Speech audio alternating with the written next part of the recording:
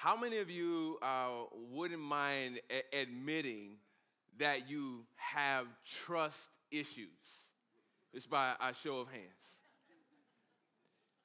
Well, I didn't see as many hands as I thought I would, but let me say this. I know for a fact that all of us, for the most part, have trust issues in one way or another. So the larger question today is, in whom or in what is your trust? Some of us have relationships and friends where if that person gives us an invitation, we are likely to respond favorably or do what maybe we're being asked to do, even if we don't really know what it is.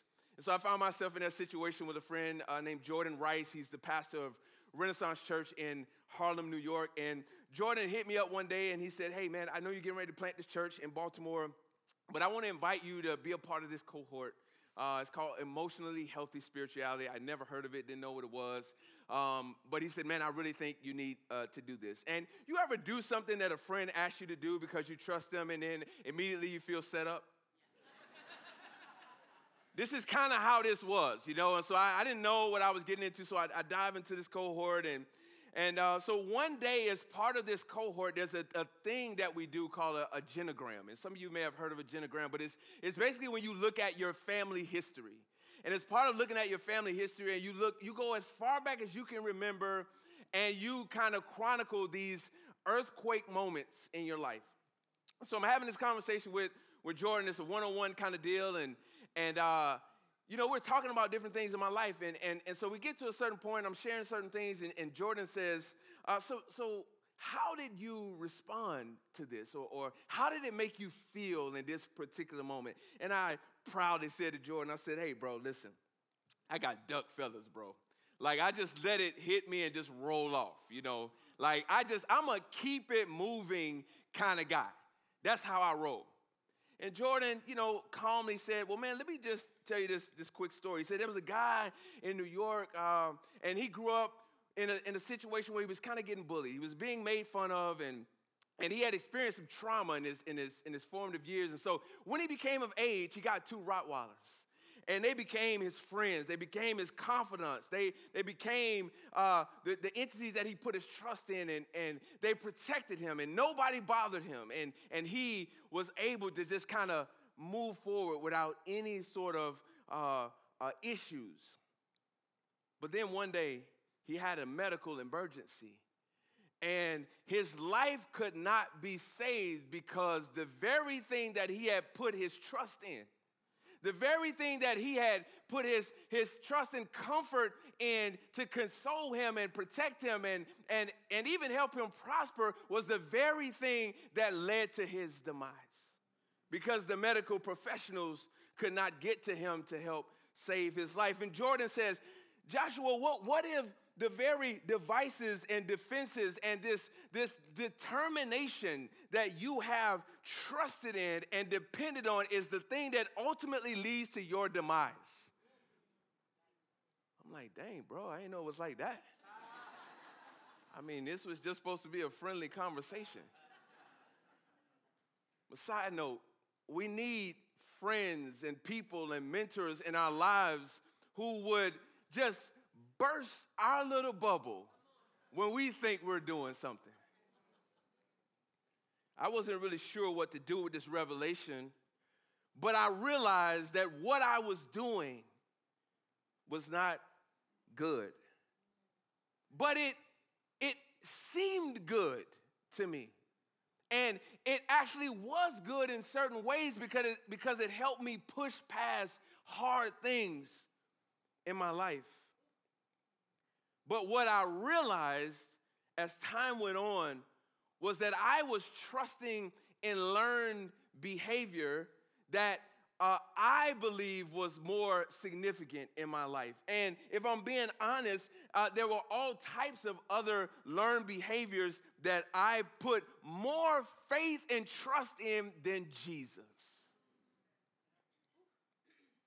This weekend, we continue this series called Good Life. And I want to talk this weekend about Jesus saying that he is the good shepherd. And it's this metaphor that Jesus is using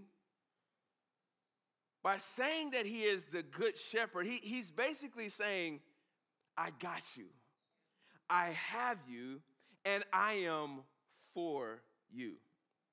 You see, the role of the shepherd, and this would have been language and nomenclature and a metaphor that the people in that day would have understood. The role of the shepherd is simply to help the sheep prosper, to experience good life. And in our culture, the prevailing message for how we experience a good life is that I can, or you can be your own good shepherd. You can take care of yourself. You can make things happen. If you just work hard and you're successful and you execute good strategies, or you get this degree, or you get this certification, or you get this job or this promotion, you'll be good. And yeah, maybe we will experience some levels of prosperity, but inevitably what happens is we begin to take on a role that we are not designed to take on. It's not designed for us. We can't be our own good shepherd. And so what ends up happening is we experience high levels of anxiety. And we begin to get crushed. And guess what? Even as a pastor, even as someone standing on this stage who has the responsibility of doing what I'm doing right now, even I can't escape the crushing. I want to show you this picture real quick. About a year ago, June 30th, 2023, this is me. And I was in a situation where I didn't know it at the time, I kind of experienced an anxiety attack. I was sobbing uncontrollably in my bathroom, feeling the weight of all of the things that I was trying to carry. And I thought this would be a private moment. I only captured this moment because I was just shocked. I had never experienced anything like this before. And I thought maybe I should just capture this and just hold on to it and just reflect upon it. But a year later, I'm realizing that I need to be open and vulnerable and share this, because the truth be told, y'all look good today. Y'all look good today. You're dressed nice. You know, all of these cool things are happening. But this is all of us. This is all of us at times. And these aren't the kind of selfies that we're posting on Instagram.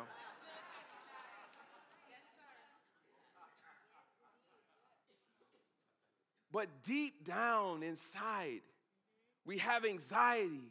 We're being crushed by what is going on around us, and we're trying to manage these things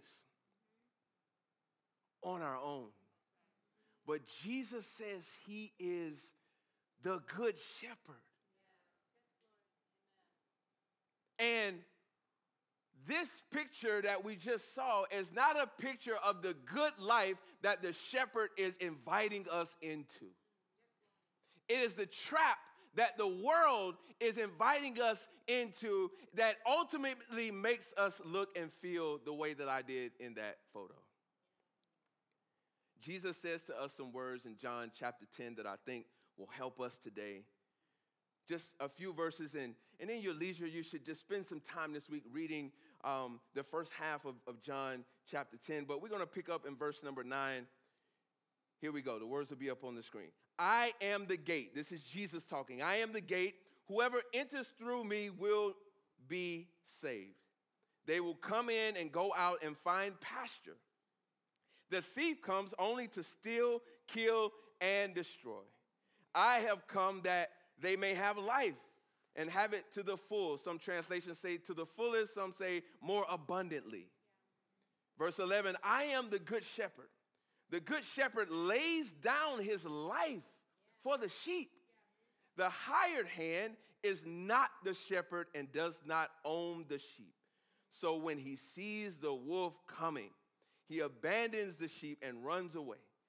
Then the wolf attacks the flock and scatters it. The man runs away because he is a hired hand and cares nothing for the sheep. Just for the rest of our time, I want to just ponder this question. And I'm not going to say, I'm not going to pose it to you. I'm going to pose it to me and just pretend like it's you as well. Do I trust the good shepherd? That's the question that I've been wrestling with personally over the last couple of years of my life and the things that I have experienced. Do I trust the good shepherd? Do I trust Jesus as the good shepherd? The first half of John chapter 10 is what we would call a juxtaposition or a contrast. And it's Jesus with these two metaphors, the good shepherd, which is Jesus, and the thief, which is Satan, the devil, whatever name you want to have for him, adversary. But Jesus is clear about the intentions of both, the intentions of the shepherd and the intentions of the thief.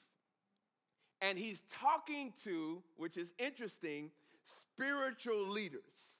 He's talking to a group called the Pharisees. These were religious leaders who always didn't always have good motives. They were controlling at times and manipulative at times. But these spiritual leaders were seen also as shepherds.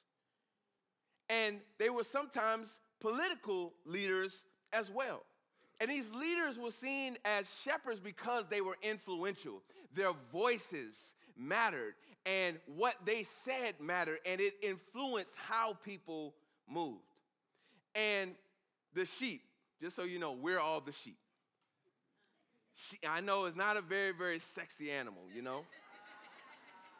They're not the most savvy. They're not the most intellectual. When you're asking kids what are their favorite animals, they're not saying sheep, you know. They're saying lions and bears and alligators and all of these sorts of things. They're not saying sheep, but sheep they don't have high levels of intelligence. And they have no real way to defend themselves. Their livelihood is dependent upon the shepherd. And not just the shepherd, but the shepherd's voice. Jesus said, the sheep follow the voice they know. The problem for me and the problem for many of us is that the dominant voices in our lives or the voices that we give attention to is not Jesus. Or there are voices that have more of a place in our lives than Jesus. There are people who we don't know, but we follow them on Instagram because they are influencers, right? They're experts that have been doing what they're doing for 10 minutes, but they know. We follow our political party. Hard line is what we do. Hey, I'm a part of this group, and this is what I'm not going to condone, or I'm not going to push back against maybe something that's a little bit questionable because I got to be in line with my party. Or we have these philosophies that we have adopted that really just excuse our behavior. I only got a couple of amens right there.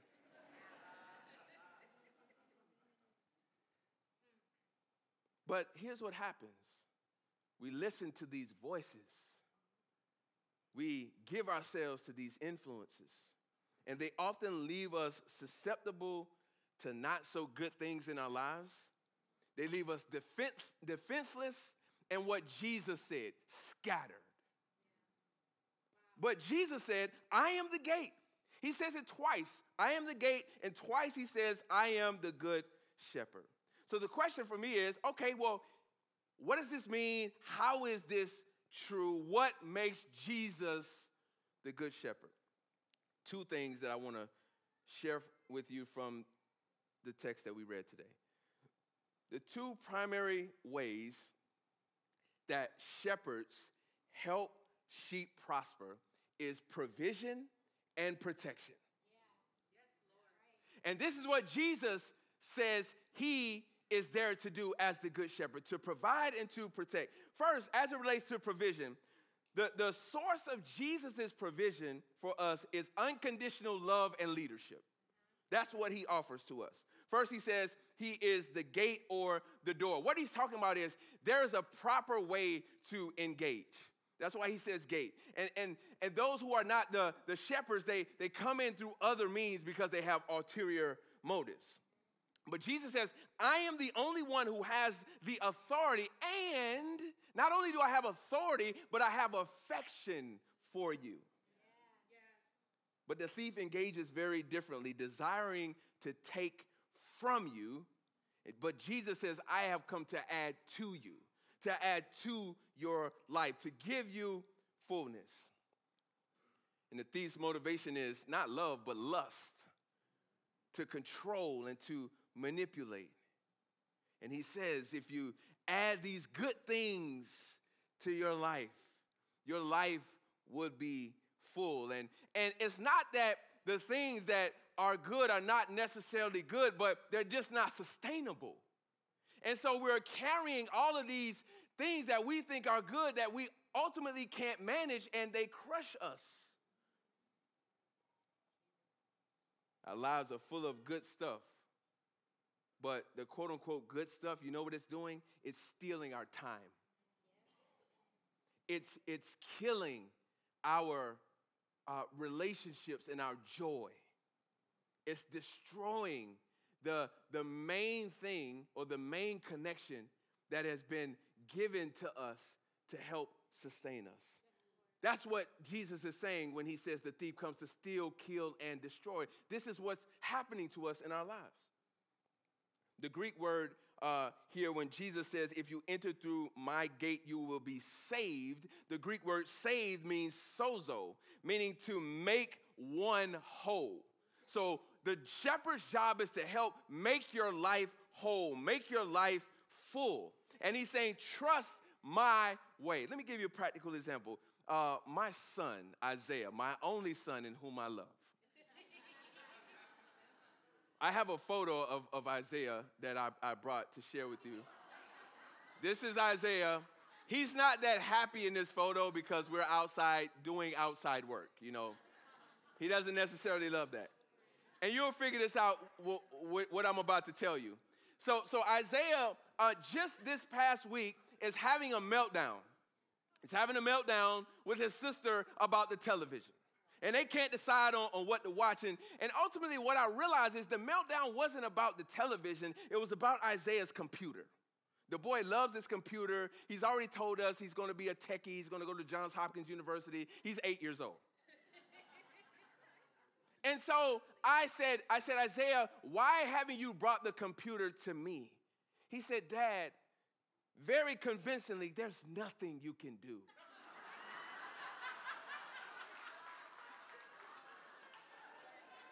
And I was offended. And not only was I offended, I had to remind him, son, listen, we've had this issue a couple of times, and I have not only helped you, but I have fixed the problem.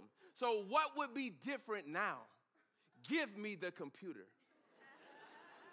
So he gives me the computer, and the computer, it needs to be replaced. He got it from his school, and I'm like, okay, this is on this last leg, but I think we can help it. So I show him that I can fix it. And the computer is fixed. And he's happy. And I wonder what it is, what is it that you're convinced about in your mind that God can't do anything about? What are you convinced in your mind, or what are you carrying that you should not be carrying, that you should just bring to the shepherd and say, I need you to take this. I need you to fix this. But we're walking around and we're pouting and we're crying and we're upset and we're trying to somehow fix this situation that the shepherd says, hey, I have come that you might have life. and have it to the full. And listen, sometimes it's not even about it being fixed. Sometimes it's just about you got somewhere to take it. Hey, it might not be fixed. It might not turn out the way, but at least I have somewhere where I can just take it and take my mind off of it. But not only does Jesus provide for us with unconditional love, but also his leadership. Jesus says that the good shepherd calls and goes ahead, and the sheep, listen, the thing that sheep are good at is recognizing voices, but they only respond to the voice they know. So the question is, do you know the voice of God? Do you know the voice of the shepherd, or are these other voices drowning out the voice of the shepherd? And how do you understand or know or learn the voice of the shepherd? It's fasting, it's prayer, it's reading the word, it's worship. All of these things help us to cultivate hearing the voice of God. Listen, I've never been more clear than when I'm hungry and I'm fasting from food. It helps to clarify and streamline and cut out all of the noise in our lives. Because here's the thing. What we listen to has direct influence over our thoughts. And Dallas Willard says that feelings that frame our world also motivate our actions, and they're directly related to the focus of our thoughts. And Jesus says, listen to my voice as the shepherd, and then I will lead you to pasture. You know what pasture means? It means food. It means growth. It means increase. It means prosperity. If you listen to me, I will lead you to prosperity. Second thing the shepherd does is protect. Verse 11, he says, I am the good shepherd. I lay down my life. Then in verse 12, he says, when the wolf, which represents danger, comes, I am there. Notice he didn't say, because I'm there, danger won't show up. He didn't say that. He said, when the wolf comes. Some of us need to leave here today knowing that the wolf will come.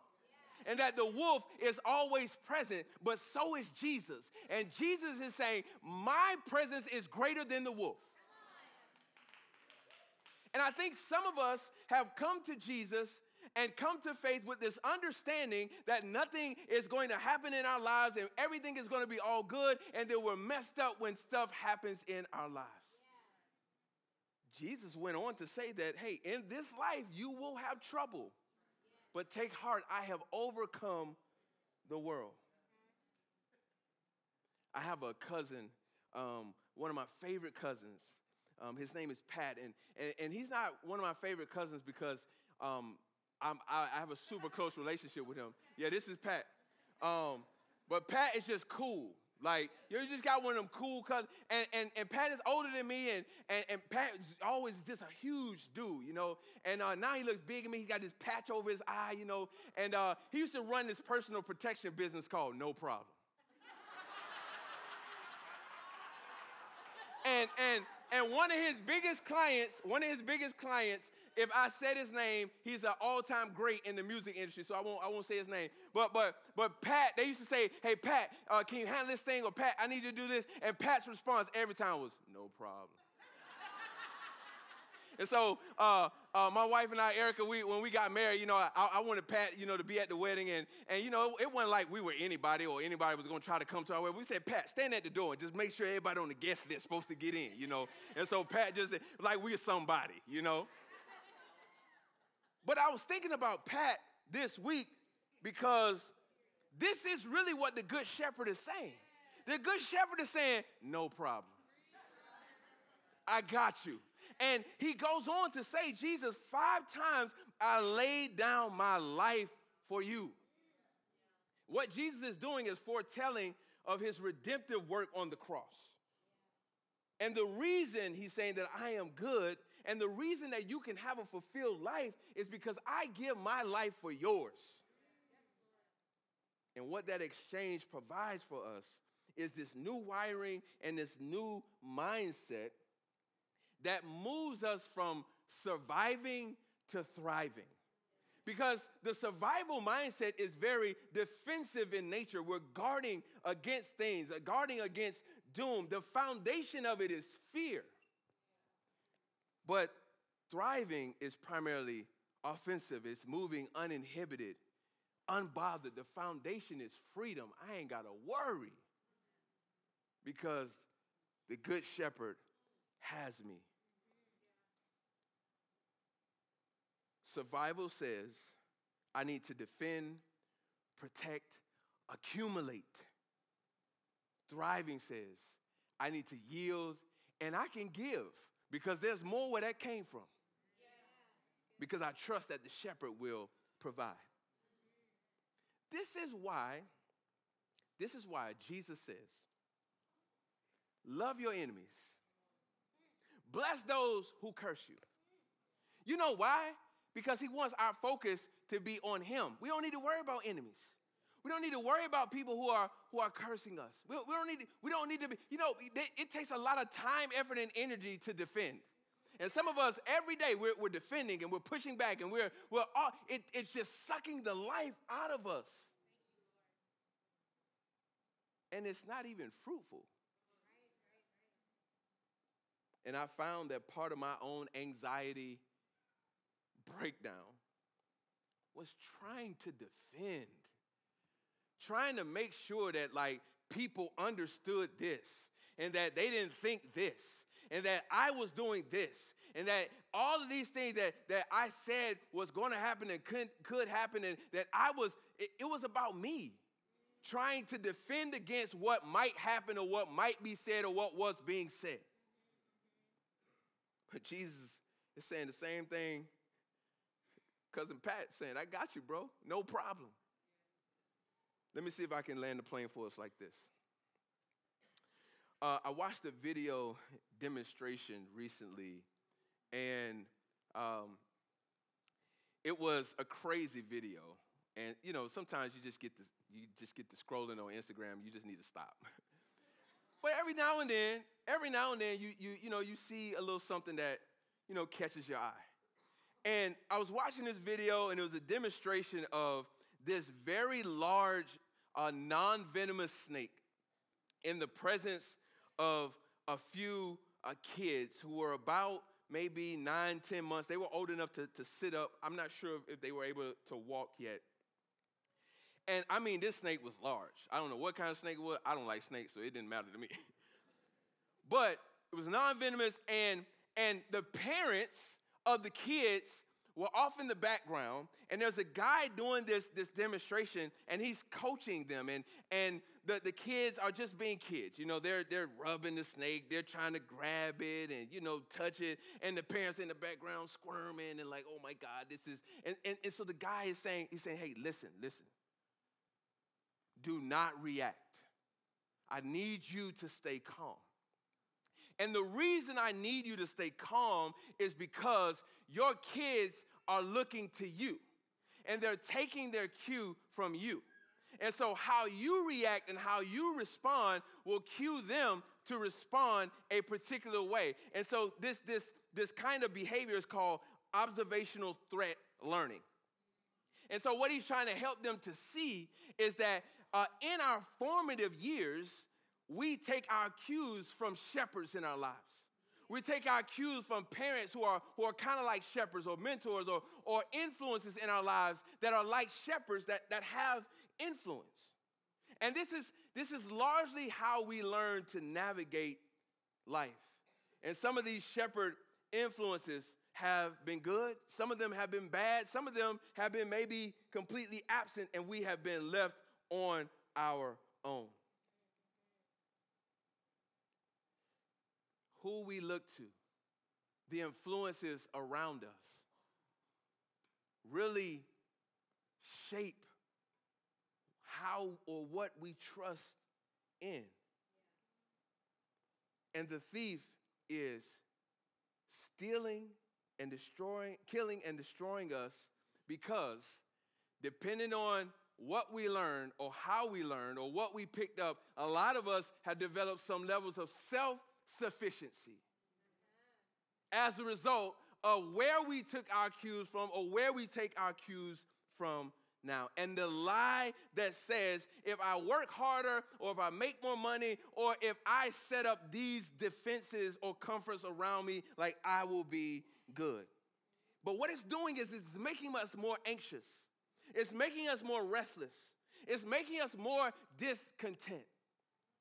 It's the opposite of what Jesus, the shepherd, is offering to us. He says, come unto me, all of you who are jacked up, which is everybody. All of you who are burdened or heavy laden, or you just need rest, come to me. I will give you rest. Jesus says, I am the one who's offering you prosperity, which is rest and contentment. But I need you to trust me as the good shepherd. Do you know what the word trust means? We have a definition of the word trust here. Assured reliance on the character and the ability, strength, or truth. It's really about the first word for me, character. Do we trust the character of the good shepherd? The only way to say yes to that is if you know the character. You can't trust the character of something or someone you don't know. So entering into a relationship with Jesus, listening to his words, applying his words, helps us to experience the character of the Good Shepherd. And that is the invitation for us this weekend. To trust the Good Shepherd and his provision and his protection for us. Let's pray. Lord, we thank you so much for this day. We thank you for this opportunity that you've given to us to be reminded that you are the Good Shepherd. Forgive us for the pride that we have in our self-sufficiency. Forgive us for the pride that we have in what we've accumulated and what we've accomplished and the assets that we have and all of these things that put a stamp on us that say that we are successful and that we're good. And reveal to us the anxiety maybe that we've ignored or the anxiety that we need to address. And really, the only way to address it is to give these things over to you and to trust that you are who you say you are. And if there's someone here today who's never put their faith in you, let this be a marker moment in their lives where they realize all of these things that I've been trying to control and do and manage, I can't, I need help, and Jesus, I need you.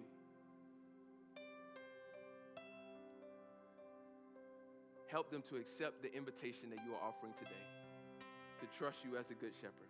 In Jesus' name we pray, amen.